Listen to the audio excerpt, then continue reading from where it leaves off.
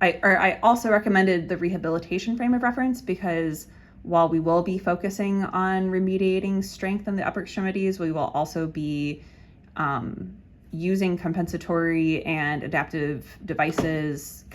strategies and adaptive devices as needed so that she can participate in her occupations to the fullest extent in areas where strength cannot be restored or while she is in the process of restoring it.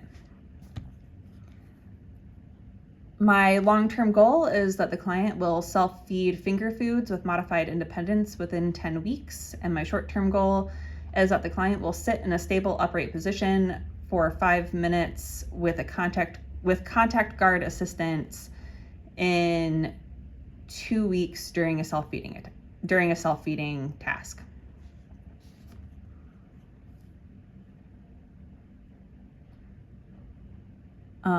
The intervention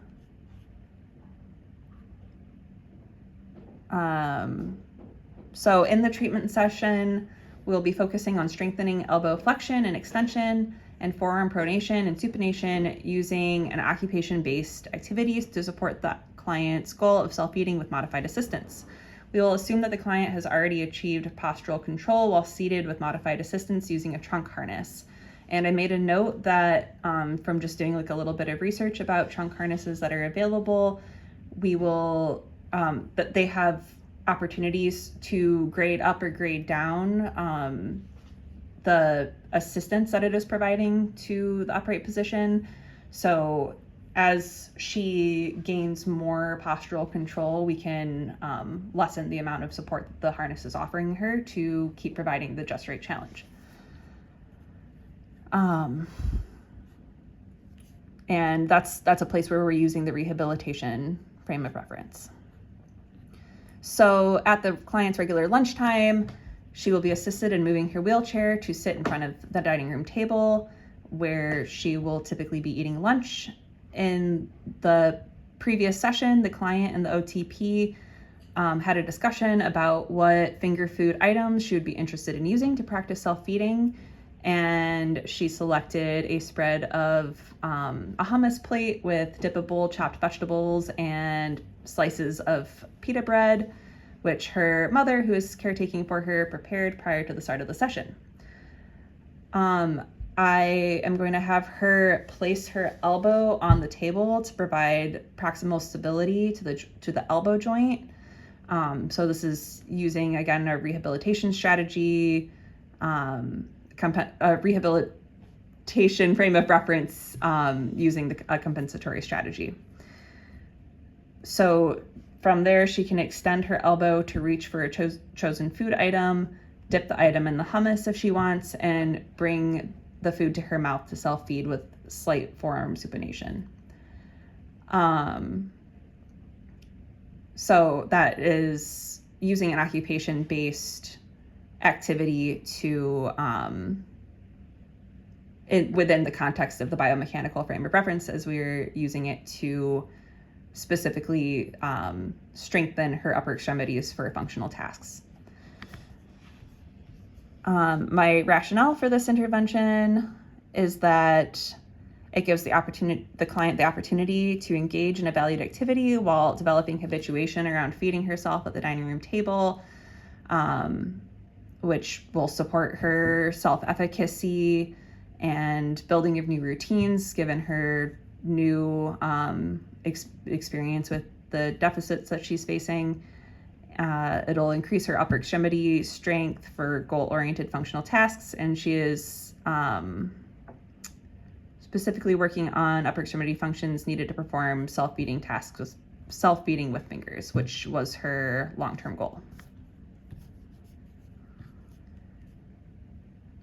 To grade this intervention up, we can remove the support of the table under the elbow. So instead of having the elbow providing that proximal stability, she can hold it in a more typical way off of the table, which would require more shoulder flexion. And to grade this activity down, we could place the plate on a raised support on the table, which would bring the food's starting position closer to her mouth, which then I imagine her placing, again, her elbow on that raised support. And so she would only have to pick up the food and bring it to her mouth from, still practicing elbow flexion, but in a gravity eliminated position.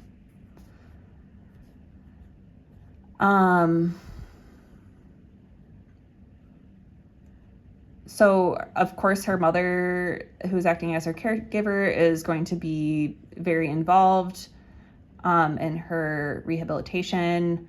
She, as well as her father and any other family members that live in or frequent the house. Her mother will be involved in the setup and supervision of occupations.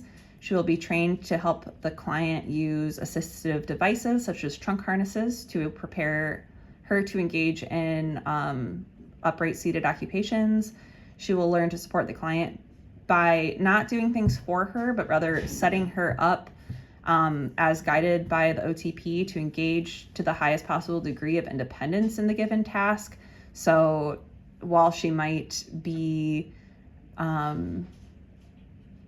she might feel like she should just feed her daughter, rather, okay, like let's give her the opportunity to do it herself as she regains those abilities.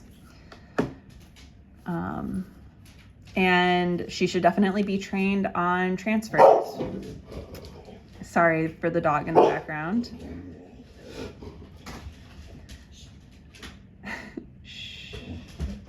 She should also be trained on transfers for both her and the client's safety. So of course with body mechanics, so that she doesn't throw out her back. Other family members can support the client in habituation of her ADLs by building habits that allow her to participate in routine family activities, such as meal times and going beyond ADLs, family leisure activities, helping her to be included. And as far as therapeutic use of self, I feel like it is really easy to empathize with this client, thinking about that immense of a change in independence, and how deeply that alters her life. I can't imagine going through something like that in the middle of a school program. So yeah, easy to feel for her and want her to succeed. I would work hard to provide the just right challenge and cheerlead her through the parts of the interventions that are the most difficult for her. I would celebrate her successes with her and her family. And as time goes on, when she does get back to where she can attend school again, I would both advocate for and support her, and I would both advocate for her and support her in self-advocation for accommodations that would allow her to return to nursing school. I would help her to develop compensatory methods that would allow her to participate in her role as a nurse after completing her program. So with the goal being that she can actually go on to do the job that she had, been in the process of working towards. So that's my intervention. All right. So I'm going to go ahead and start out with my preparatory interventions. I have range of motion. Oh, I don't know what that was about. Okay, sorry. Something popped up that said time limit, but we're just going to keep going. For my preparatory interventions, I have range of motion. I was thinking about doing something with like TheraBands or like light bands to improve her range of motion and just kind of more mobility. And I should preface that my interventions and preparatory interventions are more for her being further and along her healing process. So I'm definitely looking towards the long-term goal for these. My other preparatory intervention was neuromuscular electrical stimulation. This helps increase range of motion, muscle recovery, it normalizes muscle tone, and it facilitates functional movement. For my frames of reference and model of practice, I also chose rehabilitative frame of reference. I chose this frame of reference due to the client's sudden loss of independence. Like I said, I couldn't imagine going through something like this. So through the rehabilitative frame of reference, we will use adaptation, compensation, and remediation and environmental modifications to help the client still function while remediating their strength.